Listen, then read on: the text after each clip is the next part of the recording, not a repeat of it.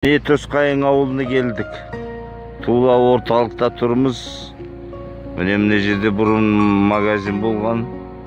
Одан кейінгі міне үйлердің бәрінде міне ешкім тұрмайды, бос тұр міне. Қараңызшы.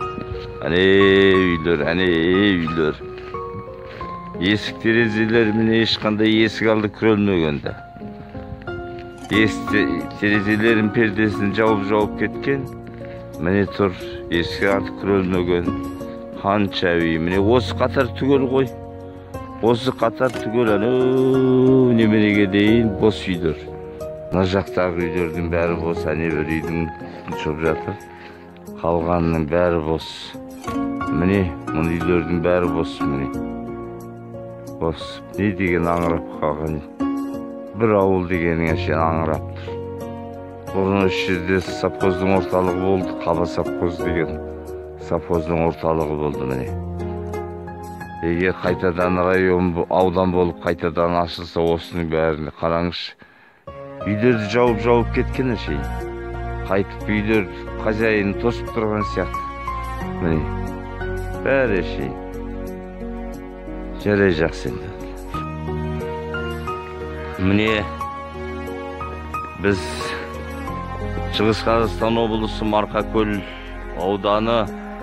ауданының ең Қытаймен шекаралас жатқан ең шеткі ауылы Шанағатыға кеп тұрмыз.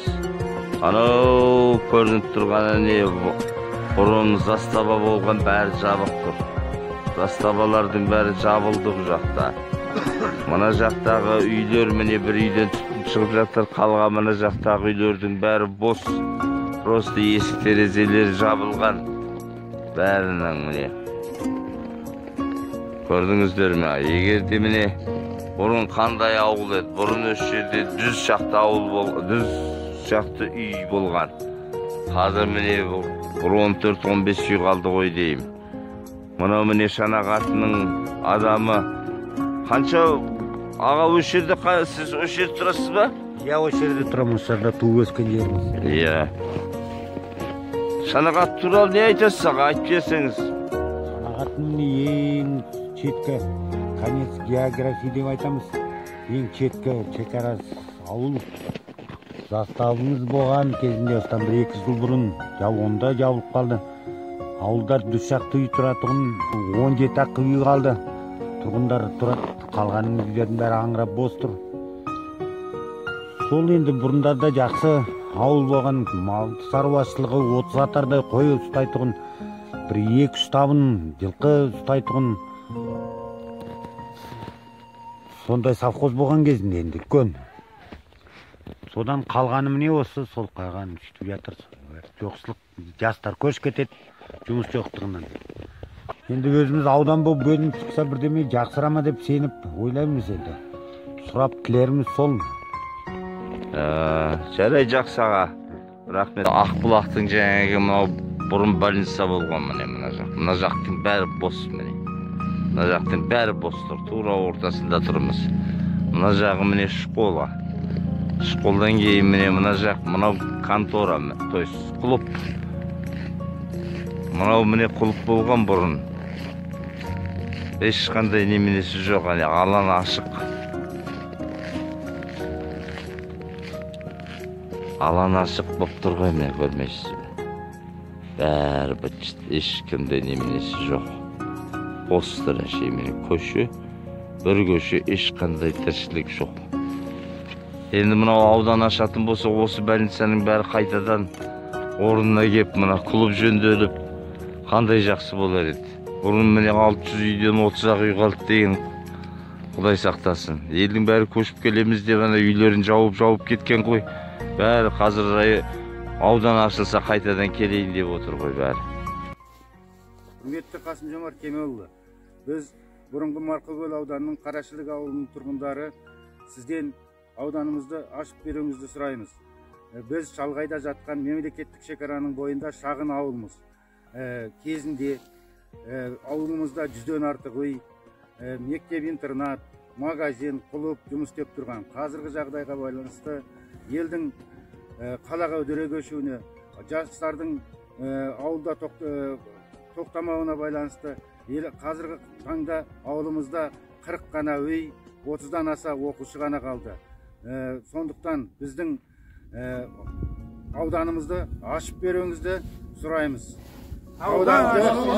Құрметті президент Қасым-Жомарт Кемелұлы Тоқаев. Мен Қазақстан азаматы Бағдолла Әлденұлы. Шығыс Қазақстан облысы Күршім ауданы Марқакөл ауылының тұрғынымын. Ауылымыз аудан қалашығынан 200 км шалғай. Қытаймен шекараға орналасқан. Аудан қалашығына бір пешет бастыру үшін 400 км жол басуға тура келеді. Аудан статусы кеткен соң халықтың әлеуметтік жағдайы төмендеп, тұрғындар азайып, кәсіпсіздік салдарынан ауыл тұрғындары қала жағалап көшуге мәжбүр болды. Іргеміздегі Қытай елі шекараға кемелді құрылыстар салып, түндері электр шамдары жайнап, жарқырап тұр. Ал біздің шекарадағы ауыл күннен күнге халқы азайып кетіп бара жатыр. Осы жерде ата-бабасынан бері мекенделіп келе жатқан халық еліміздің шекарасын күзетіп, осыны сақтауда еселі қосып келе жатыр. Бұл туып өскен ата мекені. Бұл жерде амалсыз тастап қалаға көшуге мәжбүр болды. Осы рет сіздің халыққа жолдаған жолдауыңызда халық мүддесін бәрінен жоғары қою, халықтың әл-ауқатын жақсарту дейтін дана шешіміңізді естіп көңілімізге үміт ұялады. Мен ауылдағы ақсақалдар алқасы атынан, ауыл тұрғындар атынан сіздің Марқакөл ауданының бұрынғы аудан статусын қайтарып беруіңізді, Марқаның туризмін ашып, халықтың әл-ауқатын жақсартуды шешіп беруіңізді өтінемін. Ассалаумағалейкум қазақ елі. Қазақстан президенті Қасым-Жомарт Кемелұлы Тоқаевқа сіздің соңғы кездегі айтып отырған халық үнін еститін мемлекет құрамыз деген бастамаңызды естіп, сол уәдеңізге үміт арта отырып, Шығыс Қазақстан облысы Күршім ауданы Марқакөл өңірінің халқы 1997 жылы аудан мәртебесінен айырылған Марқакөл ауданын қалпына келтіру бойынша мәселе көтереміз. Сол 1997 жылы аудан тарағаннан кейін ауданмен бірге біздің елден шаруашылыққа көмегі тиетін кәсіпкерлік, ауыл шаруашылық бөлімдер алыстап, одан соң аудандық аурухана кетті. Олардың артынан өкіметтен күдерін үзген халық үдере көшіп, нәтижесінде бүгінде Марқакөл өңірінде аудан халқының 3/4 ғана қалды. Қазіргі таңда қай жағына қарасаң да игерілмеген егістік, бос қалған үйлер, құлаған балабақша.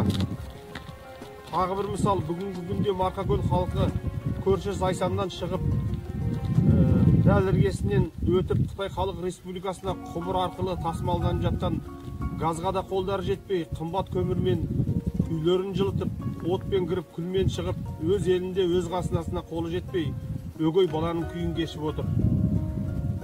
Бәрін айтта бірін айт, қордаланған көп мәселенің жалғыз шешу ол Марқакөл ауданын қайта қалпына келтіру деп білеміз. Аудан қалпына келсе, халықтың жағдайы ғана жақсарып қоймай, еліміздің шекарасы да бекитіні белгілі.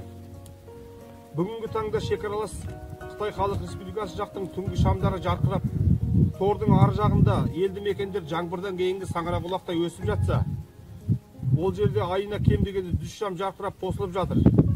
Ал біз жақ ай сайын 10 үйдің шамы бір жолата өшіп, иелері елдің ішкі жағына қоныс аударуда. Бос жатқан жер жау шақырады деп атам қазақ айтқандай, шекаралық ауданның халқын ішкі жаққа көшіріп, шекаралық Марқакөл, Қатонқарағай, Тарбағатай аудандарының жерін босату қандай мемлекеттік саясат екеніне біздің жақтың халқының миы әлі жетпей жүр. Ендігі мақсат ауданды қалпына келтіріп, халықтың жағдайын жасап, өзге елде сұлтан болғанша өз елінде ұлтан болады деген принципті ұстанып отырған мына Марқакөл азаматтарының халқын көшірмей осы жерде ұстап қалу. Егер аудан қалпына келтірілсе, біздің табиғаты көркем, қойнау қазынаға толы Марқакөл ауданында еліміздің дамуына өз үлесін қосатынына сенімдіміз. болот.